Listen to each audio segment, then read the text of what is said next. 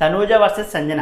తనూజని సంజన కళ్యాణ్తో డిస్కషన్ పెట్టుకున్నప్పుడు నిఖిల్ వచ్చినప్పటి నుంచి తనూజ నిఖిల్తో క్లోజ్గా ఉంది, కళ్యాణ్తో క్లోజ్గా లేదు, కళ్యాణ్ దూరంగా అయిపోయిందనే మాట తనూజ లేనప్పుడు సంజన మాట్లాడడం సంజన మిస్టేకే. కానీ తనూజ కోసం అయితే బ్యాడ్గా అయితే మాట్లాడలేదు, నార్మల్గా ఫ్రెండ్షిప్ బాండింగ్ కోసం మాట్లాడినట్టే మాట్లాడింది. ఈ విషయం కోసం అయితే తనూజ సంజన దగ్గరికి వచ్చి నేను లేనప్పుడు నా కోసం ఎందుకు మీరు మాట్లాడాలని చెప్పి సంజనతో అయితే తనూజ గట్టిగానే మాట్లాడి డిస్కషన్ పెట్టుకుంది. వీళ్ళిద్దరికైతే చాలా ఎక్కువ సేపు అయితే డిస్కషన్ జరిగింది. ఈ డిస్కషన్లో ఎవరైతే తగ్గలేదు, చాలా గట్టిగా మాట్లాడుకున్నారు ఇద్దరు. అండ్ వీళ్ళిద్దరిది మిస్టేక్ ఉంది. తనూజ లేనప్పుడు తనూజ పేరు తీసుకురావడం సంజన తప్పు.